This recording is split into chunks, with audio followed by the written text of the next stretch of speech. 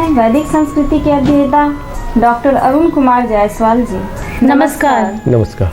श्रीमद् भगवत गीता के 18वें अध्याय का 27वां श्लोक। रागी कर्म फल प्रेत सुरलुब्धो हिंसात्मको शुचिः हर्ष शोकान्वितः कर्ता राजसः परिकीर्तितः।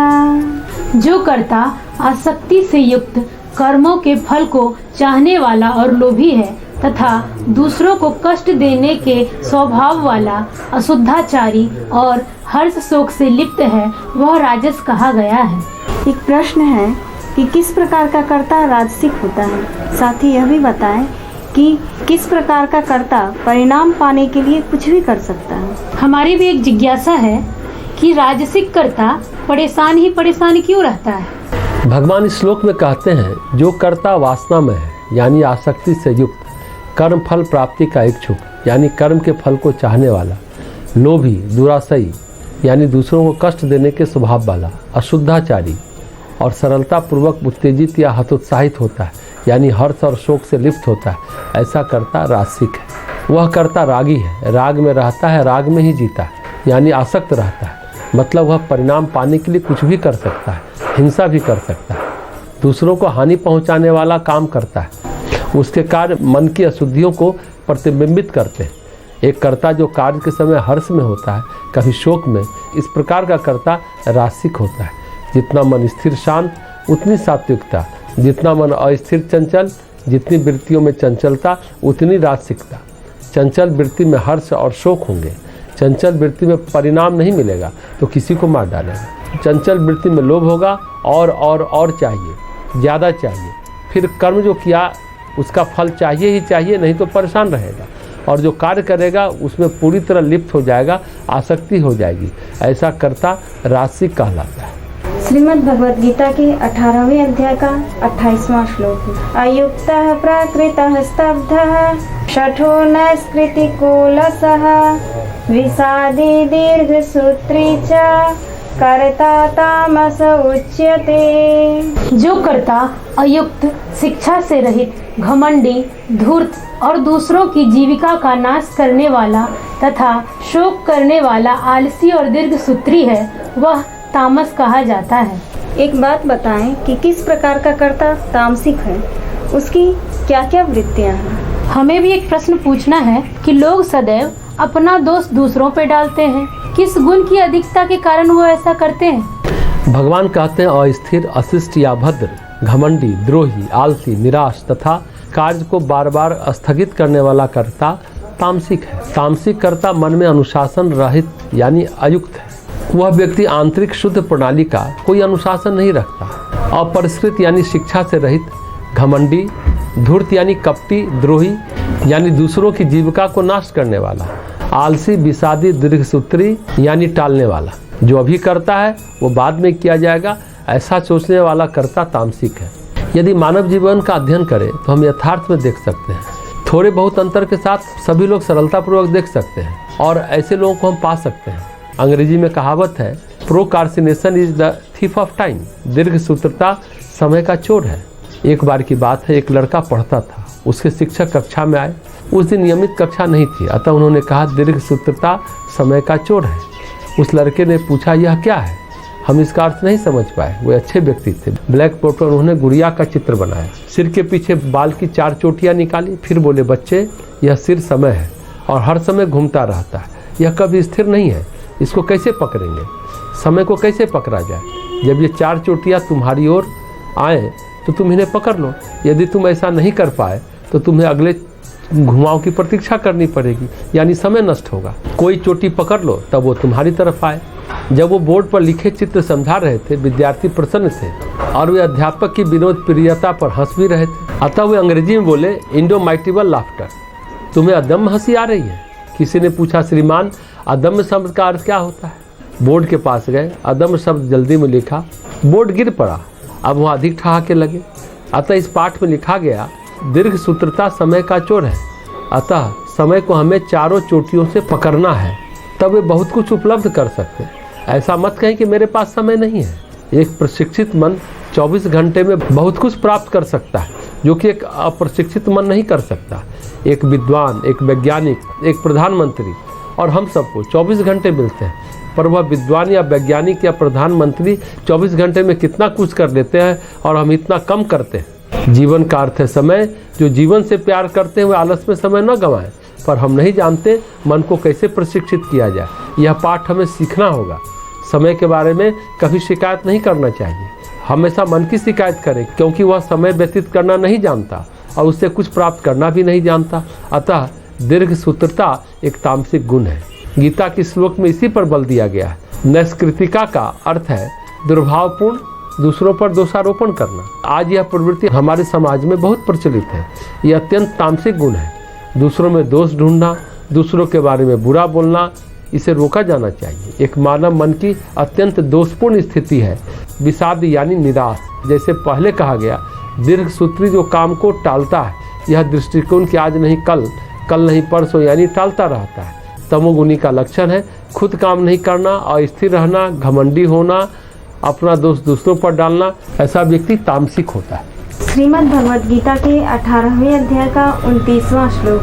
बुद्धिर्भेदं धृतेश्चैव गुणतस्त्रिविधं शृणु प्रोच्यमानं शेषेण पृथक्त्वेन धनंजय।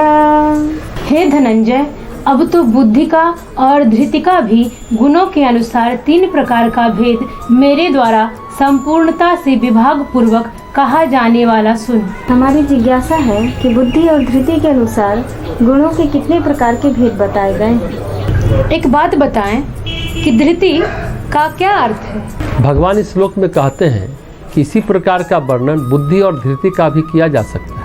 मतलब बुद्धि में तामसिक, राजसिक और सात्विक अंतर होते हैं, उसी प्रकार धृति में भी होते हैं, यानी इच्छा शक्ति में भी होते हैं। धृति एक बड़ा शब्द, संस्कृत में इस धृति पद का अर्थ है इच्छा शक्ति। बिना इच्छा शक्ति के कोई व्यक्तित्व नहीं होता। इच्छा शक्ति के भी अनेक प्रकार होते हैं। सामाजिक अभिरुचि में इच्छा शक्ति वाला चरित्र होता है, सामाजिकता के प्रति झुकाव की इच्छा, ऐसी इच्छा जो समाज के लोगों के कल्याण को ध्यान में रखती है। उद्देश्य होता है कल्याण। ऐसी इच्छा उच्चतम इच्छा है, इसे हम रख सकते हैं। इसे संस्कृत में धृति कहते हैं। ऐसा भगवान इस श्लोक में कह रहे हैं। श्रीमद् भगवद गीता के 18वें अध्याय का 30वां श्लोक। प्रवृत्तिं च निवृत्तिं च कार्याकार्ये भयाभये बंधं मोक्षं च या वेत्ति बुद्धिः सा पार्थ सात्विकी। हे पार्थ, जो बुद्धि प्रवृत्ति मार्ग और निवृत्ति मार्ग को, कर्तव्य और अकर्तव्य को, भय और अभय को तथा बंधन और मोक्ष को यथार्थ जानती है, वह बुद्धि सात्विकी है। एक बात बताएं कि प्रवृत्ति और निवृत्ति मार्ग क्या है। एक बात बताएं कि संसार को दुख का स्रोत कहा जाता है, ऐसा क्यों कहा जाता है। साथ ही यह भी बताएं कि हर कर्म दोषपूर्ण है, तो हमें किस तरह से जीवन जीना चाहिए। भगवान इस श्लोक में कहते हैं, हे पार्थ, जो बुद्धि बाह्य कार्य तथा आंतरिक ध्यान का, उचित और अनुचित का, भय और अभय का, बंधन और मोक्ष का मार्ग जानती है, वह सात्विक है। यानी प्रवृत्ति मार्ग और निवृत्ति मार्ग को जानने वाली बुद्धि।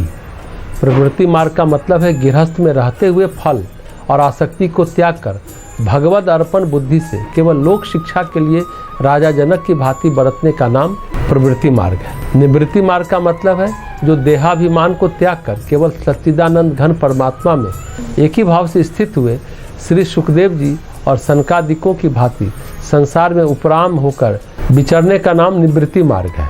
तो सात्विक बुद्धि क्या है?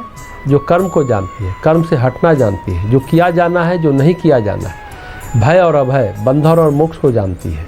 हे अर्जुन, वो सात्विक है, यानी कि बुद्धि के अंदर विवेक है, डिस्क्रिमिनेशन पावर, समझ है, शुभ और अशुभ का, बंधन और मोक्ष का, प्रवृत्ति और निवृत्ति का।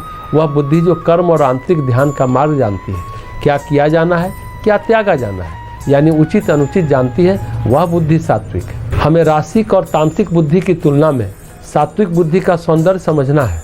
और सात्विक बुद्धि का अर्थ यह है कि जिस बुद्धि में प्रकाश है, प्रकाश होगा तभी तो समझ होगी ना, समझ होगी तो विवेक होगा, डिस्क्रिमिनेशन होगा। वह समझ सकेगा कि क्या तत्व है, क्या करना, क्या नहीं करना, क्या आवश्यक है, क्या अनावश्यक है। वह समझ सकेगी संसार में जुड़ना है किससे और संसार में हटना है किससे। प्रवृत्ति निवृत्ति शब्द बहुत महत्वपूर्ण है। यानी प्रवृत्ति मतलब जुड़ना और निवृत्ति मतलब हटना।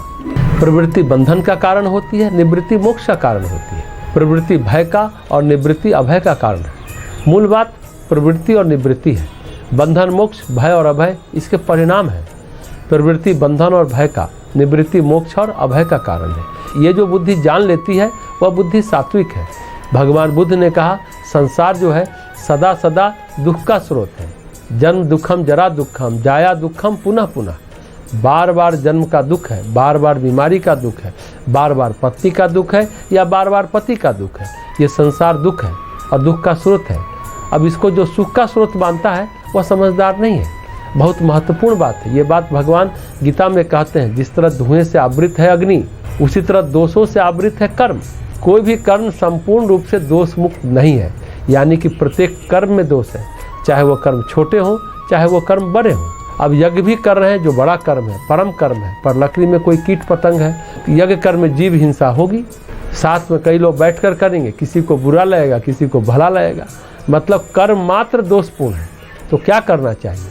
हमेशा अपनी जीवन शैली को इस तरह बनाना चाहिए, तपस्या परायण, भक्ति परायण, स्वाध्याय परायण, ईश्वरनिष्ठ जीवन, ताकि उन दोषों का शमन होता रहे।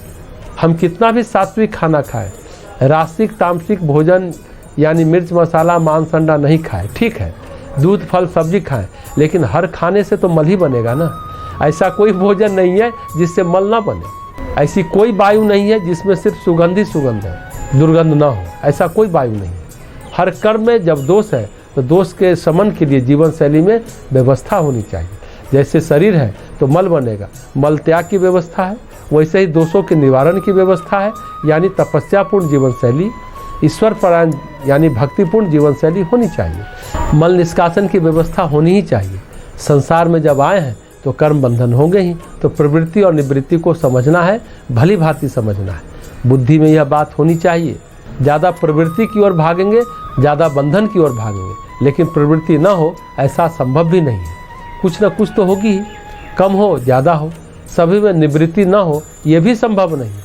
निवृत्ति भी कम हो या ज़्यादा हो होगी।